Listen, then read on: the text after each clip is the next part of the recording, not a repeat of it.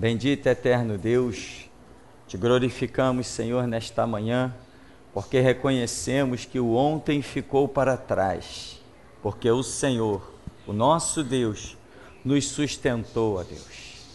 Um novo dia, Senhor, uma nova batalha, e outras batalhas mais e mais a cada dia, até adentrarmos as mansões celestiais. E em todas as guerras temos reconhecido que o Senhor dos Exércitos é Deus que não perde batalha, é vencedor, é vitorioso e opera de maneira sobrenatural e transcendental, dando vitória ao povo que se chama pelo teu nome. Somos mais que vencedores, porque o Senhor nos amou a tal ponto de entregar o seu Filho e a tal ponto de nos revelar a palavra da vitória. Muitos confiam em armas, em carros e em cavalos, mas o Senhor nos deu a única fonte de vitória que pode haver, a tua palavra, ó Deus. Porque os céus e a terra passarão, mas a tua palavra permanece para sempre. Capacita-nos, pois, nesta manhã a receber um pouco mais desta espada, ó Deus, um pouco mais deste escudo, um pouco mais desta armadura, Senhor, porque o nosso objetivo é o teu objetivo, Deus. Andarmos em santidade e adentrarmos as mansões celestiais para te cultuar, adorar pelos séculos dos séculos sem fim. Por isso, capacita-nos nesta manhã, pois nós declaramos do que cremos, que sem o Senhor nós nada podemos fazer. Em o nome do Senhor Jesus. Amém. Irmãos, nesta manhã vamos a Mateus, no capítulo 23. 23 é o número de quê? Juízo. Número do juízo, né? Se você observar várias passagens na Escritura, elas aparecem em capítulo 23, elas aparecem em versículo 23, falando de um juízo que Deus está demonstrando que virá a acontecer, né? Isso você acha desde Gênesis. A simbologia ela é feita desde Gênesis e principalmente em Gênesis. Gênesis, para mim, particularmente, é o livro das simbologias, tanto de coisas, rios, coisas da natureza, quanto também de coisas numéricas. O que nos faz crer, o que nos leva a entender, melhor dizendo, que verdadeiramente o nosso Deus permitiu que as gráficas na modernidade dividissem a Bíblia em capítulos e em versículos, para nós observarmos mais detalhadamente as coisas que ele tinha projetado sobre a terra. Bom, em princípio, Mateus 23, nós até falamos isso num culto passado, na pregação passada de quarta-feira. Se você visse uma pessoa na rua gritando essas coisas de Mateus 23, talvez muitos crentes diriam: isso aí é um louco, é uma verdadeira loucura. Como falam a nosso respeito de tantas coisas que nós proclamamos. Por exemplo, estávamos ali há pouco conversando, alguns irmãos, e alguém mencionou sobre o livro O Peregrino, o filme O Peregrino, né? Em que fala que há um certo confronto entre o personagem e um juiz. E acusam o personagem porque ele disse que o juiz não é autoridade e tal. Eu falei assim, poxa, quando eu me converti, esse filme já passava. Eu fui levado a uma igreja no começo da minha conversão, e eu já tenho 25 anos de conversão, eu fui levado a uma igreja para assistir esse filme. Então as declarações, o entendimento ou o mover do Espírito Santo querendo levar o seu povo a proclamar a soberania exclusiva de Deus, isso é antigo, isso não é da agora. O filme Peregrino, como é que chama quando uma coisa é muito vendida? O livro já foi considerado um best-seller. O Peregrino já foi considerado um best-seller. Best-seller quer dizer mais vendido, né? Uma coisa assim. Então, há 30 anos atrás já existia o Peregrino. Todo cristão gosta do filme O Peregrino, mas não, desde que ele não saia da tela para a minha vida. É assim que muita gente gosta dos filmes. Poxa, o filme é legal, né? Mas o filme lá na tela e eu tocando a minha vida aqui do jeitinho que eu quero. Hoje, 30 anos depois, no mínimo, né? Eu não sei exatamente a produção do Peregrino, quanto tempo tem, mas hoje, no mínimo, 30 anos depois do filme O Peregrino, nós estamos proclamando o que o Peregrino proclamou. Os motivos pelo qual foi preso, uma série de tentações, que Deus é soberano. E hoje o que tem crente na internet dizendo? Vocês são malucos, vocês não respeitam as autoridades. Ao contrário, nós respeitamos a autoridade, porque reconhecemos o que é autoridade. Deus é autoridade. Nós só respeitamos como autoridade Deus. Não respeitamos armas humanas, espadas humanas, escudos humanos. Não, porque o nosso Deus, ele com um sopro, ele deu um fôlego da vida. Com outro sopro, ele tira o fôlego da vida. Seca-se a erva e murcha a sua flor, mas a palavra do nosso Deus permanece eternamente. Então, nós hoje proclamamos o que muita gente já tentou proclamar ao longo da história, mas Deus nunca encontrou um povo para levar determinadas, para sustentar determinadas visões. Por isso que quando eu olho para a geração de Jesus Cristo e vejo as pessoas nas ruas com esta camisa, vejo o Facebook com estas declarações, Bíblia sim, Constituição não, hoje eu tenho certeza que Deus encontrou um povo. Tenho certeza, porque Deus no começo desse ministério, ele falou assim, eu tenho uma obra a realizar, tem que ser no alto do morro, a obra não é fácil, tem dificuldade, e eu vou começar essa dificuldade, essa seleção, pela dificuldade de se chegar neste lugar. Por isso eu quero a obra aqui, no alto do morro. E quanta gente já desistiu do alto desse morro por causa justamente da dificuldade de chegar aqui. E Deus diz assim, eu tenho aqui neste lugar algo a realizar. E é a seleção de um povo forte. Hoje, quando eu olho para tanta gente vestindo uma camisa dessa, eu digo, Deus encontrou o povo forte, que Ele me prometeu no começo do ministério. E eu sei que desde o começo, meu ministério não seria mais um para pregar paz e amor, não seria só para pregar que Jesus é bom, isso eu já sei há bastante tempo. Então, irmãos, o que acontece? Se você visse hoje uma pessoa nas ruas gritando, né, como eu falei no culto passado, budistas, hipócritas, aquela capa de santidade que os budistas têm, né? O budista tem uma capa de santidade fora do comum. Católicos, vocês são hipócritas. E como são, né? Espíritas, vocês são hipócritas. E como são? Imagina, o espírita chega ao ponto de declarar que o espírito, a entidade, não é nem boa nem é má. Ele faz o que o Filho de Santo pede para ele. Ah, é? Então quer dizer que eu não sou mal, mas eu cedo à maldade dos outros? Então é porque eu realmente sou mal. Porque se eu não sou mal, eu não vou ceder à maldade dos outros que estão me pedindo o que está no meu domínio fazer. Então, imagina alguém gritando, como fala Mateus 23, que Jesus está ali, está soltando o verbo nas ruas e na cidade. Hipócritas, hipócritas e hipócritas. O que nós diríamos de uma pessoa dessa? Pelo menos nós sabemos que algumas pessoas que estão hoje pela internet, escondidas atrás de computador, elas diriam, é maluco, é louco. Mas quando você olha para a Bíblia, o maluco e o louco foi Jesus. Ele que fez isso. Foi ele que saiu pelas ruas gritando que a maior elite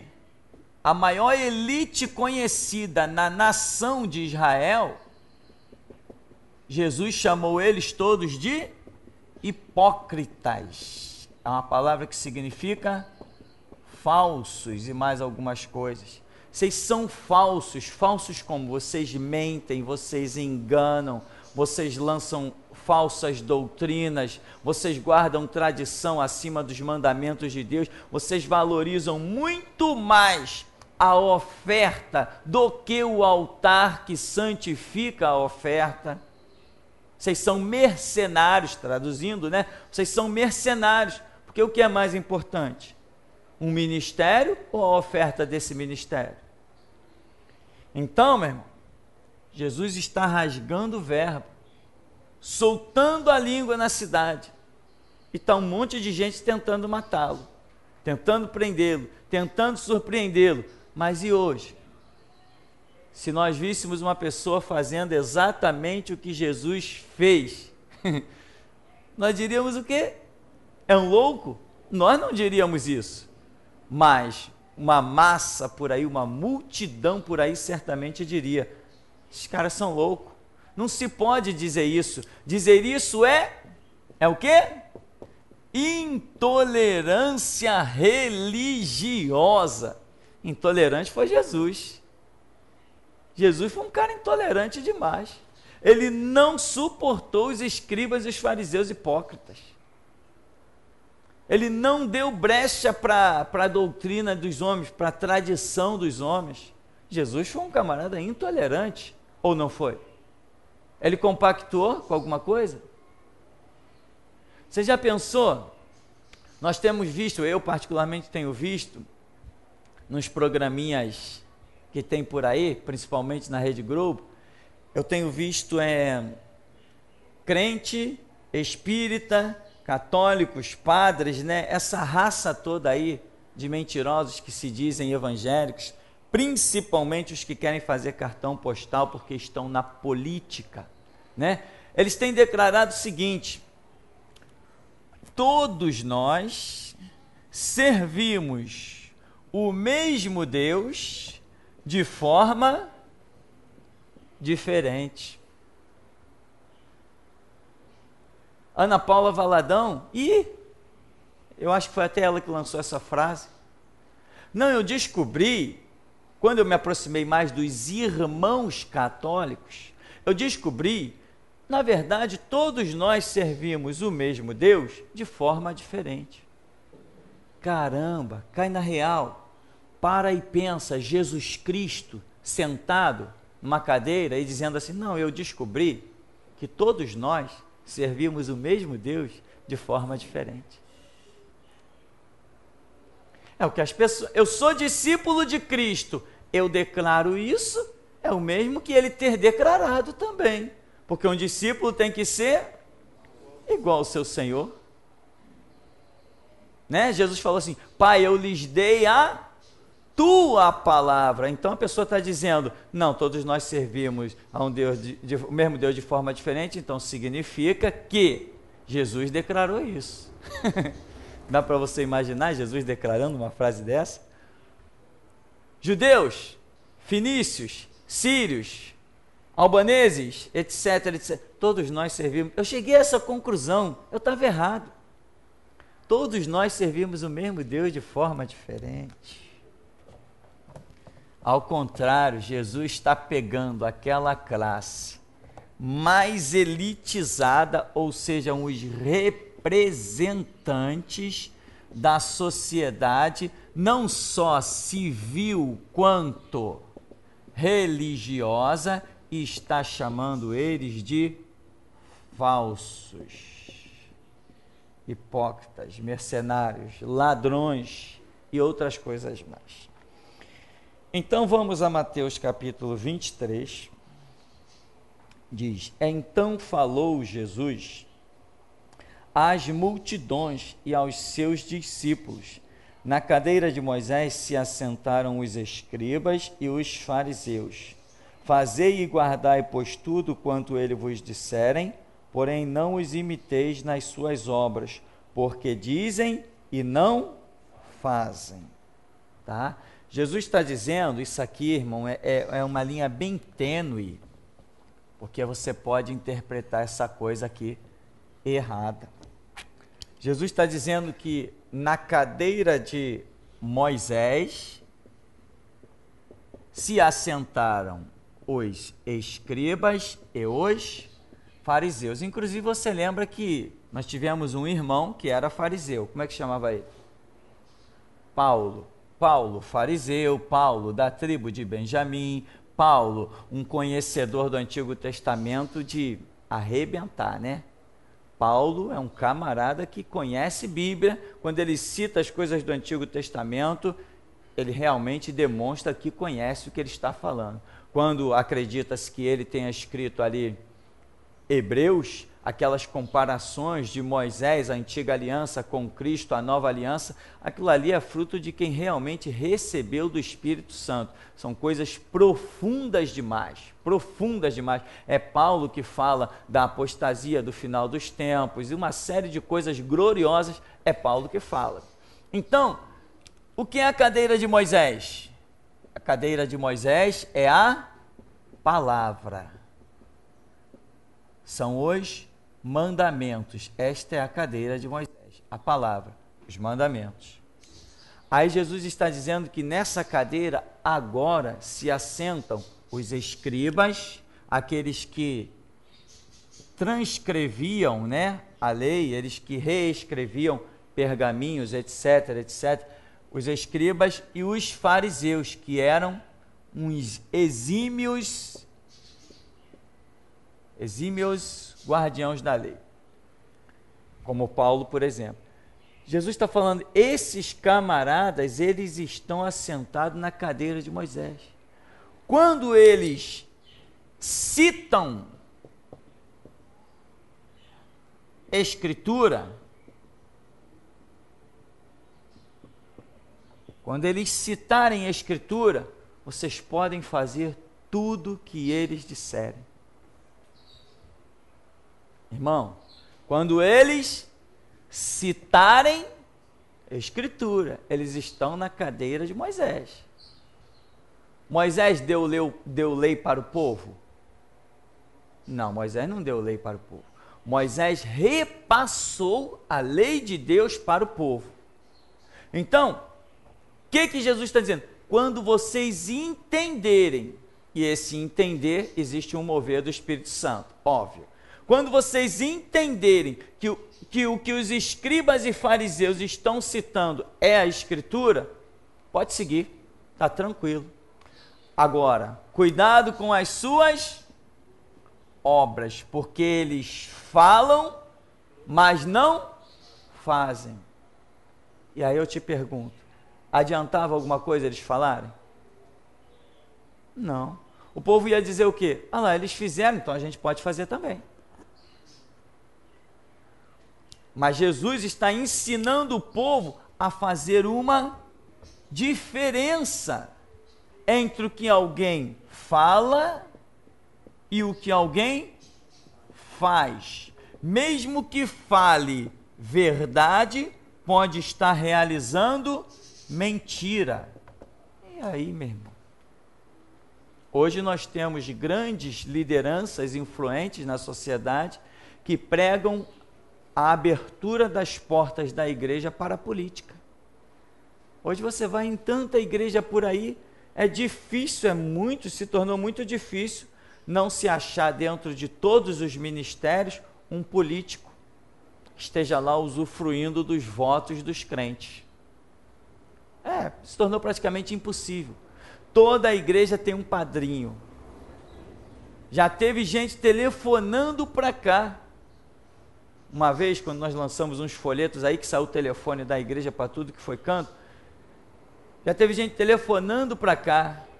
Pastor, tu está pregando coisa muito radical, está mexendo com muita gente, você precisa se amparar. Não tem um político aí não para você, um político que ampare vocês aí não, senão vão fechar as portas da igreja de vocês. Eu falei, não, irmão, aqui não tem político. Aqui só tem Jesus.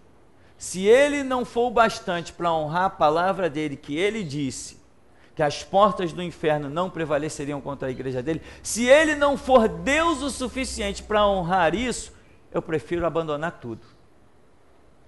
Mas eu não farei aliança com homem algum.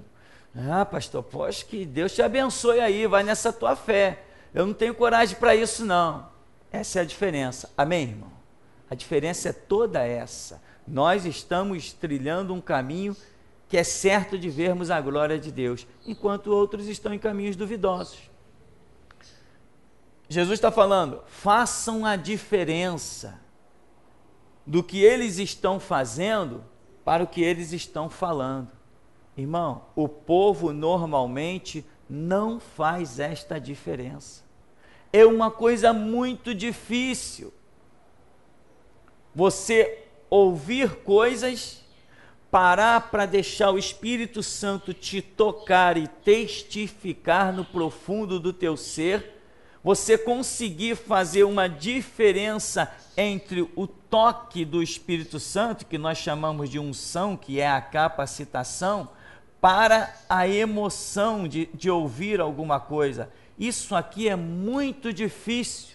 Jesus está dando uma palavra que talvez por causa desta palavra, Jesus está abrindo uma porta para uma ação do Espírito Santo sobre a vida desses discípulos, em que eles entenderiam coisas mais para frente para poderem ser o que realmente foram.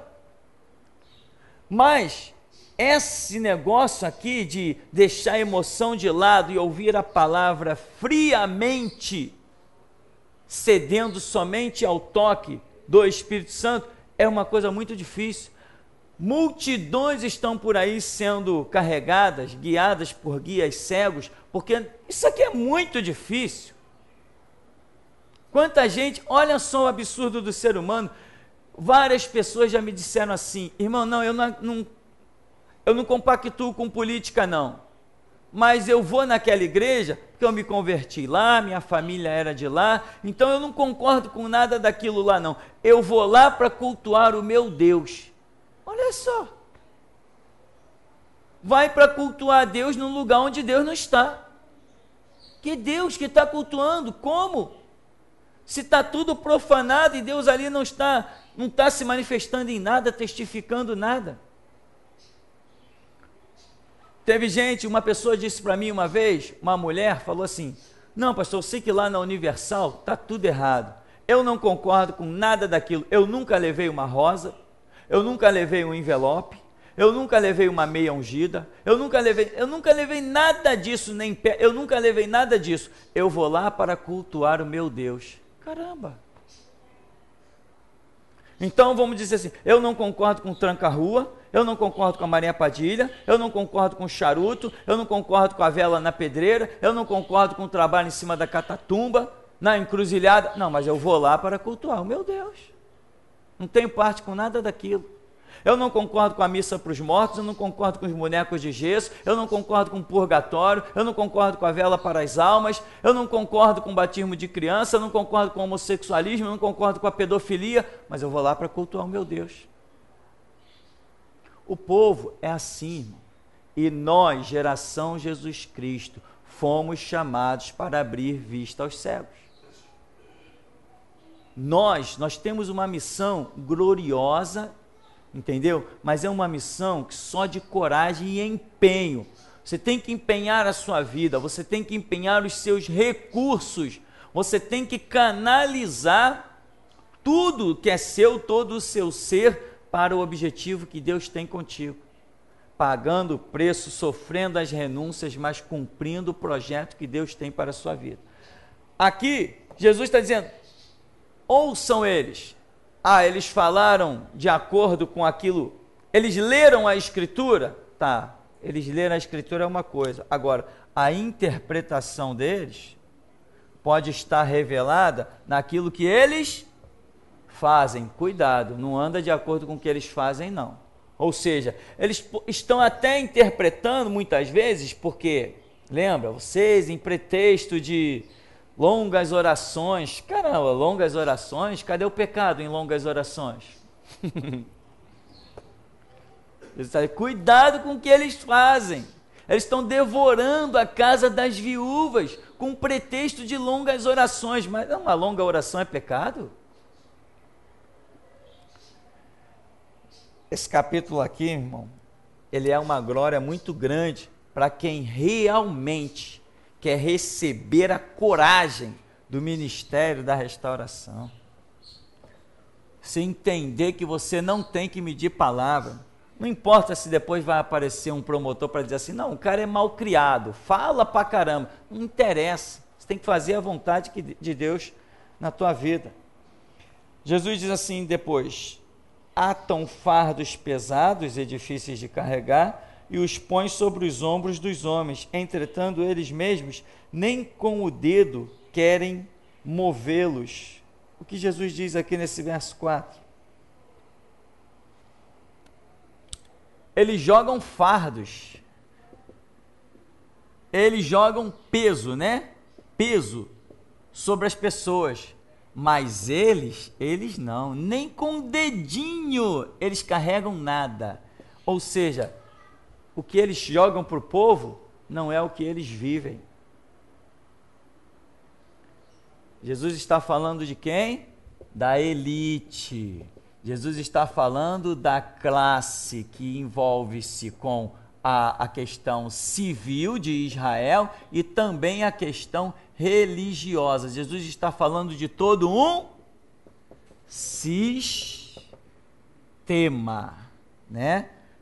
E tem mais, Jesus está ignorando até então o domínio romano. Jesus não está nem aí para o domínio romano. Deus não enxerga domínio romano. Deus está olhando para o seu povo. Se o meu povo se levantar, se o meu povo que se chama pelo meu nome, se humilhar e orar e buscar a minha face, se converter dos seus maus caminhos, eu perdoarei o seu pecado, sararei a sua terra. E os meus ouvidos estarão atentos à oração que se fizer deste lugar. Deus não está olhando para o Império Romano. Deus está olhando para o seu povo. Se o meu povo se levantar, eu acabo com Roma. Mas se o meu povo não se levantar, Roma vai dominar. Jesus, sabendo que o povo não ia se levantar, falou, está vendo esse templo bonito aí? Não vai ficar pedra sobre pedra.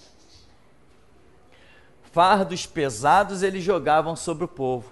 Era o povo que tinha que trazer os dízimos, era um povo que tinha que trazer as ofertas, era o povo que tinha que reverenciar os sacerdotes, abrir a casa para os sacerdotes, reverenciar os escribas, era tudo na conta do povo. E eles só viviam regaladamente.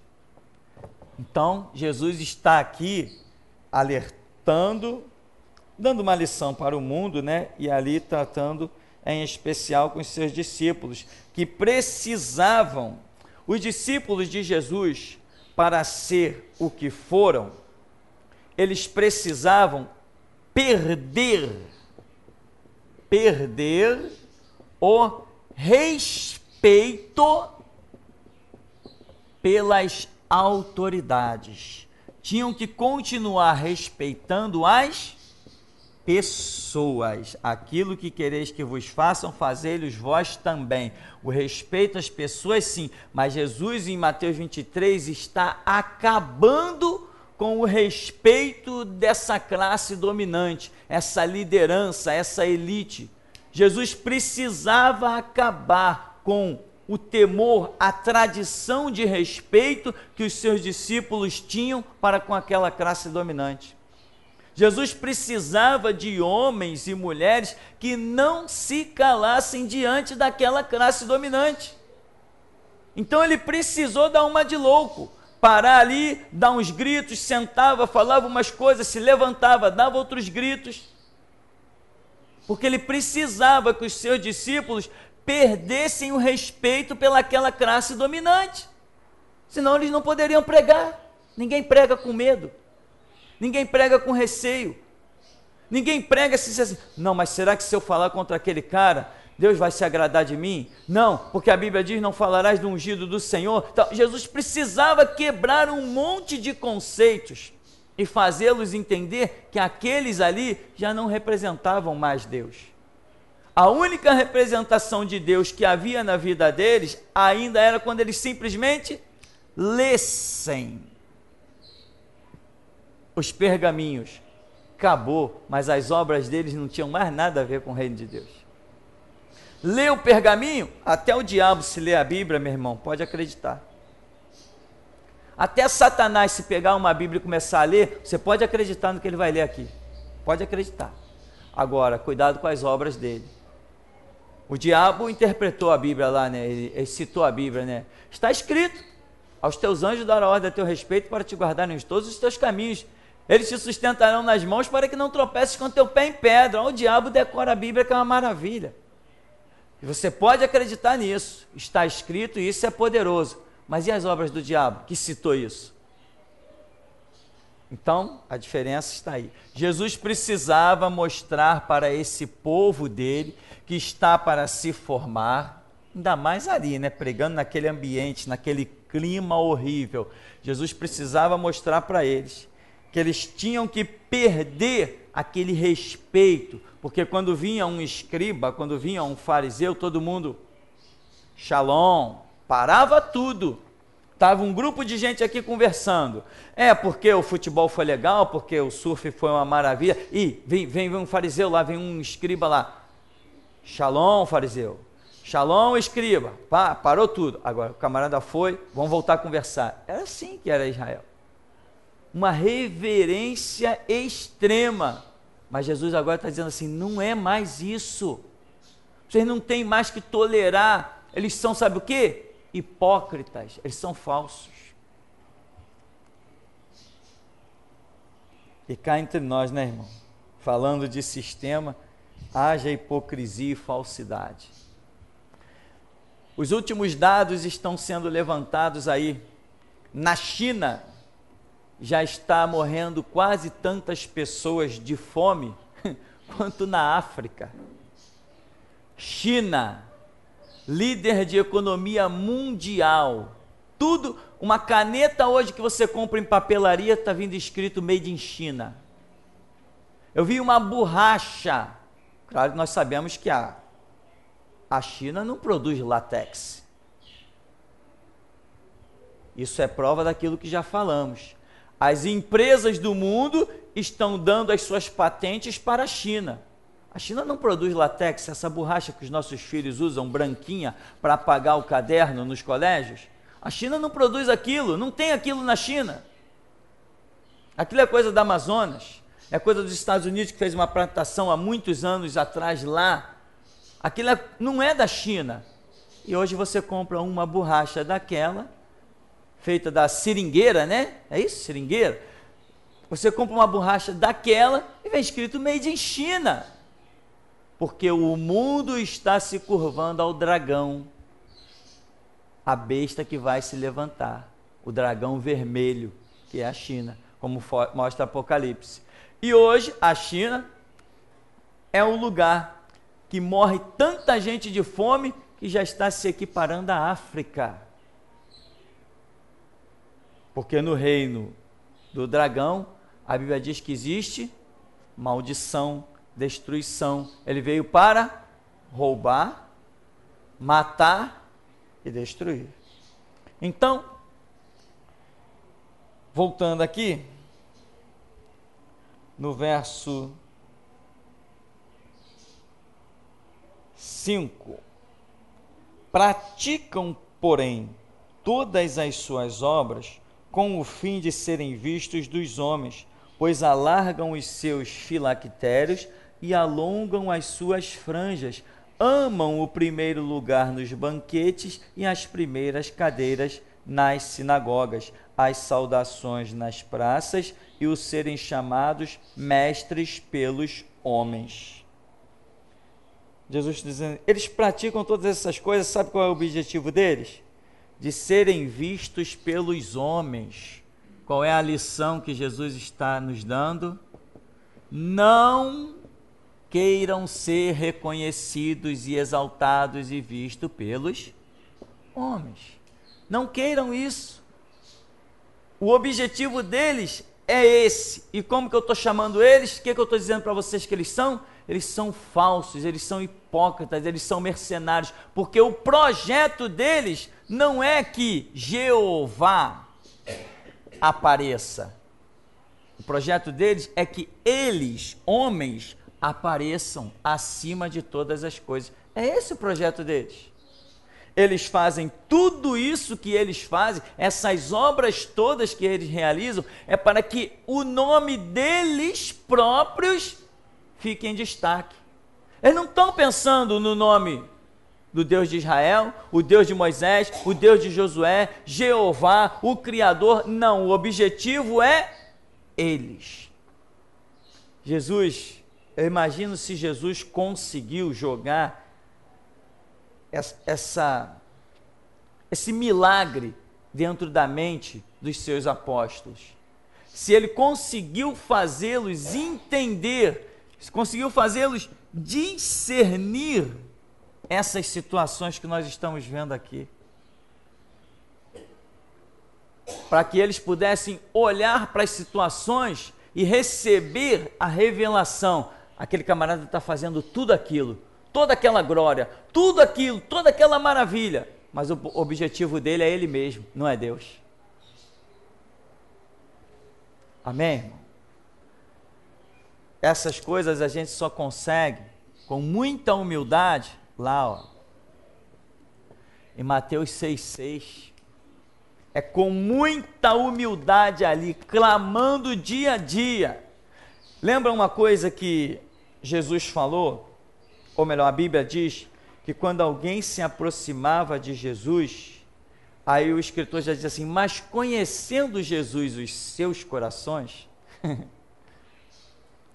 e vinha alguém, não sei, mas conhecendo Jesus os seus corações, já foi. Aí Jesus, o camarada anda com uma palavrinha interessante, toda mansa, toda melada. Senhor, sabemos que tu és mestre vindo de Deus, e pá, olha, tu não olha para a aparência dos homens. E o camarada vem todo cheio de mel. Aí, Senhor, isso assim, assim, assim. Ele, cara, todo cheio de mel, Jesus diz assim, sou hipócrita. Imagina, cara. A multidão olhava, caramba, o cara veio falar direito com ele. O cara veio falar direito com Jesus, Jesus arrebentou com o cara, que mal educado. Por quê? Porque existia no Jesus homem um filete da palavra, um prumo. Um prumo na vida de Jesus, um prumo de discernimento. Você quer isso? Você quer que uma pessoa venha falar com você e você, quando ela abrir a boca, que ela soltar a primeira palavra, você já diz assim, lá vem alguém querendo tentar me enganar. Irmão, uma vez eu estava num lugar e alguém veio falar comigo e eu dei uma mal resposta. Dei uma mal resposta e várias pessoas, numa igreja que eu estava, e várias pessoas à minha volta criticaram. Caramba, cara, o que deu em você? Nunca vi você fazer isso? Nunca vi você agir assim? Caramba, o que houve? Aconteceu alguma coisa? Não aconteceu nada não, deixa para lá. Não, mas poxa, todo mundo está dizendo que você foi mal educado, que não sei o que lá. Tá, morreu o assunto. Depois um outro irmão veio falar comigo e falou assim, eu vi porque que você deu aquela resposta. Você sacou a intenção do coração daquela pessoa. Eu falei, pois é. Coração cheio de maldade, veio com palavras de lisonja, um monte de baboseira, mas no fundo era cheio de maldade. E pelo jeito só você, eu falei para ele, só você percebeu isso. Então Jesus está aqui, meu irmão, procurando levar os seus discípulos a entender estas questões. Tem gente que se aproxima de Jesus, cheio de melado, mas no fundo, por dentro são víboras, são sepulcros caiados, por fora são bonitos, mas por dentro está cheio de rapina. E existe sim esse tipo de revelação, esse tipo de coisa que é colocada dentro da nossa, não sei se é da nossa alma, do nosso espírito. Cara, eu estou querendo ser um médico espiritual. Eu sei que fica dentro da gente essa colocação. Tem gente que se aproxima de outro para falar, tipo assim, você vai me entender. Vou jogar um verde. Você já ouviu essa expressão? Jogar um verde? Oxe, irmão, como é que tá? Tudo na paz? Irmão, eu ouvi dizer... Oh, desgraçado, ouvi dizer, ó, miserável. Ouvi dizer o quê? Quer falar, quer perguntar, quer ser cara de pau? Pergunta logo. Irmão, o negócio é o seguinte, eu quero saber da tua vida. Me conta isso. Acabou, meu irmão. Se o cara quiser contar, ele conta. Se não quiser, não conta. Mas é aquilo. Irmão, eu ouvi dizer... Aí sabe o que você faz, meu irmão, quando alguém ouviu dizer da tua vida? Você diz assim, irmão, eu também ouvi.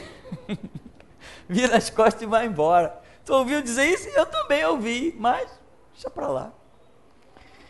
Então, irmão, Jesus está falando, eles fazem essas coisas para serem vistos pelos homens, ser saudados nas praças, ocupar os primeiros lugares nas cadeiras das sinagogas.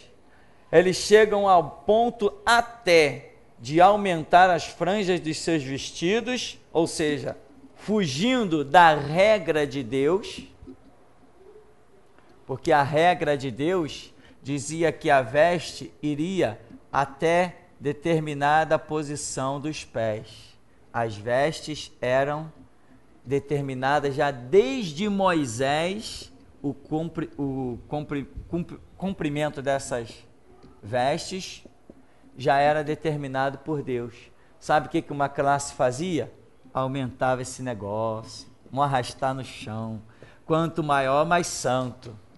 Isso lembra algumas coisas por aí, né? Mas deixa isso para lá, não é nosso assunto.